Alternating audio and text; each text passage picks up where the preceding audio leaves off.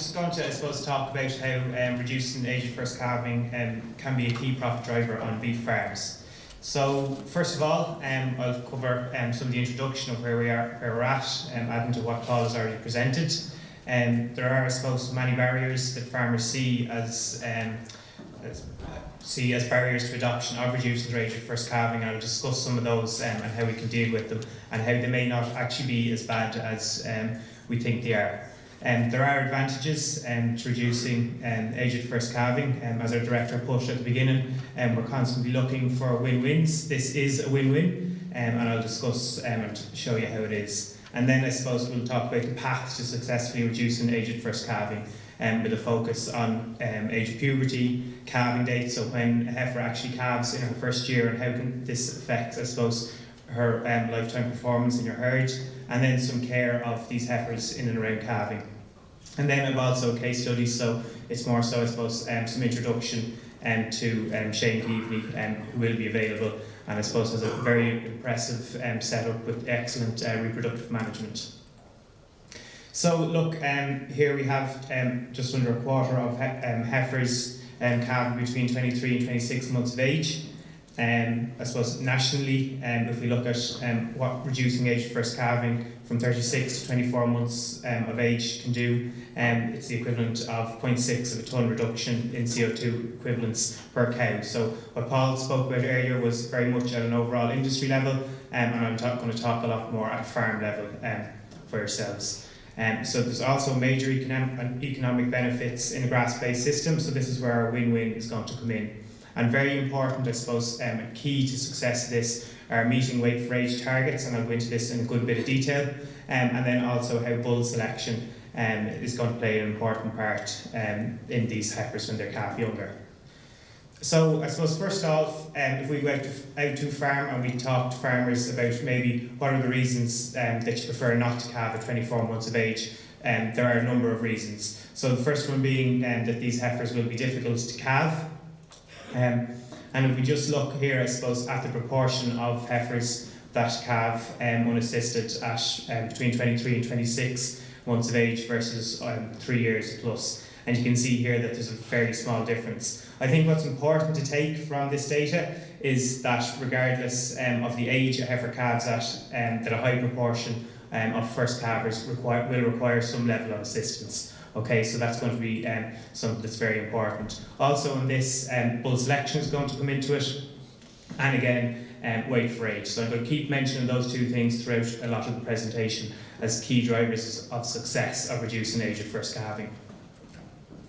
The other one then is that it's easier to get her in calf the first time, but getting her back in calf the second time can be an issue. But again, if we look here at this ICVF data, you can see that again there's a fairly small difference in the proportion of heifers that calve for a second time. And this is going to be, I suppose, related to longevity, and we'll talk about this again as well. And then also, I suppose, one of the main things that we'll always hear is that if a heifer calves at this young age, she's going to be stunted her whole life. That it'll, I suppose, stop her reaching her full mature cow potential. But again, here you can see there's very, very little difference in the way this is. So, as I said, very large data set, over 130,000 heifers in this data set.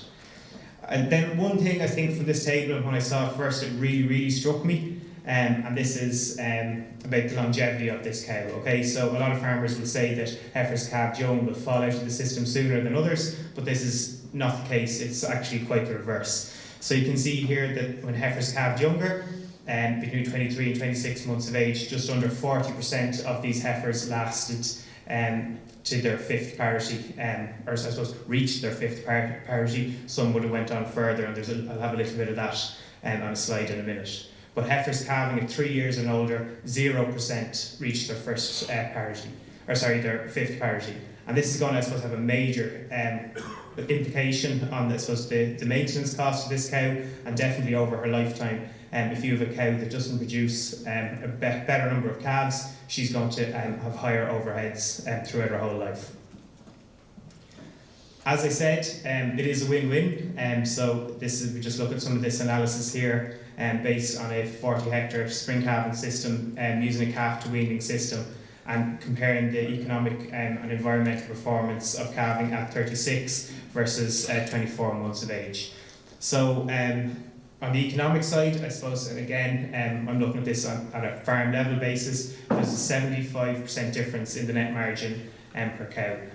And what happens basically in this is that your gross output starts to drop as you're carrying, I suppose, more animals or more unproductive animals on your farm, eventually turning out to €38 a cow versus 152 euros per cow if she's calving at 24 months of age. On the environment, we can see here a 12% difference in the carbon footprint. So basically these cows are going to have one extra calf over their whole lifetime, and I suppose this can basically be spread out or associated with emissions that can be then diluted down. So you can see here 11.2 kg of CO2 equivalent for heifers that calve at 24 months of age versus just under 13 if they're calving at 36 months of age. So there's a number of factors, I suppose, that we consider as affecting reproductive efficiency. We all know reproductive efficiency, I suppose, is a key driver in any suckler system. 3 of them being age of puberty, postpartum interval, and conception rate. So I'm going to focus, I suppose, for the next few slides on the age of puberty. So it's defined as the onset of sexual maturation. There's a number of different factors that we know influence age of puberty. The first one being breed, so early versus late maturing animals, plane of nutrition, and this is where I'm going to spend some time, and then also heterosis. So if we can crossbreed some of our animals that have some of these early maturing versus late maturing attributes, we can get an intermediate age of puberty. It is also heritable, moderately heritable, so we can select for age of puberty. So currently the trait in our replacement index would be age of first calving, and that would be a lot highly associated with age of puberty in heifers. So just as we move through this, a couple of things that I suppose we need to bear in mind and the importance of reaching age of puberty in these animals. Okay, so in this was a data set of 320 heifers. And we can see here the effect, we want to see here the effect that being pubertal at the beginning of the breeding season has on the conception rate of these animals. So from weeks 6 to 10 of the breeding season, in a 12-week breeding season, there was a 12 to 13% increase in conception rate if the heifer was pubertal at the beginning of the breeding season. Okay, by 12 weeks, this difference had eroded, or more of the heifers had gone in calf. But in a couple of slides, you're really going to see the importance of getting these heifers in calf early in the breeding season and what it does for their lifetime productivity. Also, just to mention, larger data sets, I suppose, at the same time had looked at the similar effects of being pubertal at the beginning of the breeding season, and they found, I suppose, similar results to what we reported in Grange. So then if we look at the effects of plane of nutrition, okay, so these were heifers that were offered different diets early in life. So the mod diet would have grown about just over 0.6 kg per day versus the high growing at 1.16 kg or 1.2 kg per day. And then at 9 months of age, so that's where we come in here at 9 months of age on the 1, so week following differential feeding, everything goes on the same diet, and then we start monitoring how soon these animals reach puberty. So basically we monitor the whole way along, and then where the arrow has come in, you can see there that that's the start of the breeding season. So I suppose most notably about this is the proportions of animals that were pubertal at the beginning of the breeding season. So if animals that had grown well early in life, 80% of those heifers were pubertal at the beginning of the breeding season versus the heifers that hadn't performed as well, only 20% were pubertal. So I suppose, why is this important, okay? And basically what we're aiming for here is that we'll have heifers in calf earlier in the breeding season so that they'll then calve down earlier in their first calving season. So the continuous line here basically shows how long the heifers last, I suppose, if they have calved in the first 21 days of their first calving season.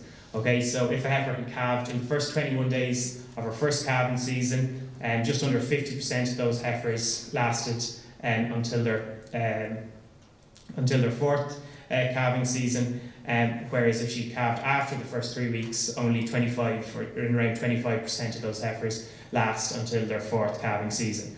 And then I suppose if we continue out and look at the fifth parity, which is similar to the data that I showed before, the results, I suppose, of this also stand true for those that had calved in the first 3 weeks of the breeding season. And what's basically happening here is, in a seasonal system that most of us are in Ireland, basically these heifers, they have their calf early in the calving season, and then they have more time between calving and when we want them to go back and calf, and there's less chance of them falling out our system earlier in their life. And basically, I suppose the more calves this cow produces, the cheaper her overheads are going to be throughout her whole life. So how do we do this? How do we rear these animals so that they are pubertal and that we can get them in calf to last a good long time in our herd? So I suppose importantly, pre-weaning average daily gain is very, very important. We aim for in and around 1.2 kg per day, and in a second I'll just talk about the importance of that. Obviously needs to come from a very milky cow to achieve that level of performance. Good grassland management is also going to be really important, so that your cow is always producing as much milk as she can, and then when your calf does begin to consume grass, that he has a high quality grass in front of him. Just to briefly look, I suppose, again here at the importance of pre-weaning plain of nutrition and what it does for age of puberty. So on the top line of that table, you can basically see the 4 to 8 months of age, and that we saw a 70-day difference in age of puberty between animals that had grown over 1 kg per day versus under 1 kg per day. And that was from 4 to 8 months of age versus animals that I suppose had similar growth rates but from 8 to 13 months of age. So pre-weaning versus post-weaning. And in the post-weaning, although there was very different growth rates, we only saw a 13-day difference in age of puberty. So really, I suppose, driving home the importance of pre-weaning plain of nutrition for influencing the age of puberty in these animals. Then when it comes to breeding, so I suppose we want to target weight at breeding, at the beginning of breeding, of between 380 to 420 kg. So I suppose depending on our breed type here, some of our early maturing breeds will probably be between the lower end of this and our later heading up towards the upper of this range. Bull selection, we will say critical to this, in and around recommendation of no more than 8% calving difficulty with very, very high reliability for the trait. So this is basically going to tell you how much of a guessing game you're going on with your calving difficulty. I spoke about stock bull versus AI here, and I suppose no stock bull, or it's very unlikely that a stock bull is going to be suitable on both heifers and cows, okay? And Shane, as we talk about Shane's farm or his enterprise in a while, he'll give you a great example here of where he's, I suppose, uses AI in his heifers and then a stock bull on his cows, where you have more selection for using AI, when you use AI of suitable bulls. And then just importantly, I suppose, around very, very importantly, around, I suppose, heifers and ensuring that your heifers are pubertal, that there's good heat detection on farm. Okay, lots of farmers may miss the heats in their heifers, or it'll also indicate, I suppose, whether a heifer is cycling or not. And if you're recording these heats, you can see what cycling do I have an issue as you go forward. I suppose that's probably applicable to repro in general, not just reducing the age of calving in heifers. So then briefly in and around the pre and post calving care, okay? So heifers, they will need a little bit of extra attention. So I suppose heifers in good body condition will be allowed moderate quality silage similar to that of your cows, aiming for a minimum body condition score of 2.75, okay? And anything lower than this, you're going to have a heifer that's maybe too weak to calf, and she's definitely going to struggle to begin cycling or resume cycling once she calves in the springtime. And then if you are, I suppose, offering heifers that moderate quality silage, they should be penned separately, okay? Bullying is very, very likely to happen in a herd, and introducing new heifers into your cow herd that will be a little bit smaller at this stage of their life. Then in terms of post-calving and rebreeding, so monitoring body condition score is going to be very, very important here, okay? And just any major drops at this stage could be a major issue for the heifer, definitely losing no more than half a body condition score. The heifers should definitely be turned out, well, as any animals should be turned out to grass as soon as possible, and if they can't be, offered them your higher quality silage, the type of silage that you would probably give weanlings or finishing animals greater than 70% dry matter digestibility, and definitely give them priority. Okay, these animals, we're hoping that they'll be calving down around 80% of what their mature weight will be, so they are still growing, also beginning to now milk that they're going to need to feed a calf and rear a calf. So then, just I suppose to summarise what I've spoke about, so we know that there are some risks with reducing age at first calving. These can be managed. Weight for age, good bull selection are going to be very, very important to the success of this system. And then I suppose early life, good early life growth and meeting those weight for age targets means your heifer is more likely to be pubertal at the beginning of the breeding season, should hopefully go and calf early, then calve down early with greater chance of lasting in the herd. And then, as I said, we know it's a win-win in terms of both reduced carbon footprint and being more profitable. So okay, at this stage, I just before Shane comes up after, Shane is after the next speaker, I just want to introduce Shane Keaveney. So Shane farms with his wife Grania in Ballinasloe in Roscommon, just under an hour outside the road, as he informed me today. On around 35.5 hectares, 37 spring calving cows in it, and then normally in an under 16-month bull system, and the heifers that aren't used as replacements are finished in around 21 to 22 months of age, stocked at 160 kg of organic nitrogen with Charlie Devaney, his local advisor, and then he also works with Gabriel Trayers as part of the Future Beef programme. Just very, very quickly, if you look at, I suppose, some of Shane's figures, so I suppose 5-star on average across the herd and across every other category within his herd for replacement index. And then I suppose just when we talk about in the context of his replacements, breeding his own replacements, all calving down to 2 years of age, we just talk about the targets that he wants to meet. So you can see here his average daily gain is, or his pre-weaning average daily gain is very, very good. This was 2021 figures. They're actually improved for 2022. But you can see here that I suppose on his heifers, he weaned them at, or his 200 day weight was 258 kg.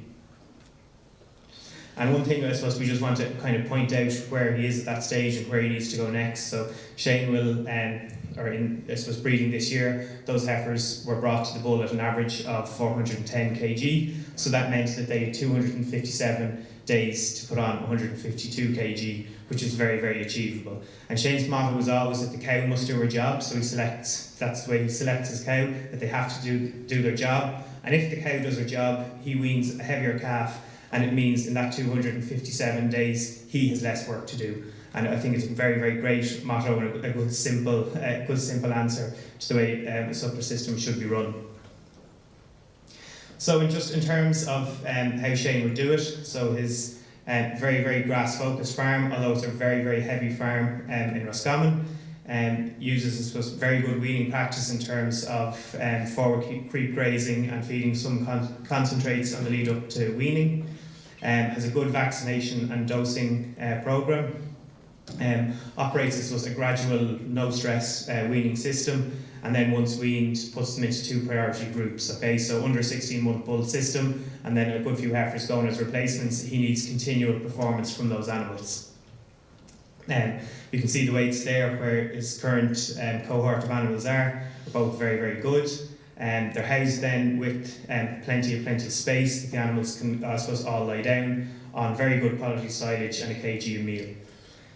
So I suppose just this year, and I suppose really we're lucky that we have that Shane can hear and tell us what he's done in the system this year, because he is really, really pushing, I suppose, the ball out in terms of what he's doing, and as innovative as you're going to get.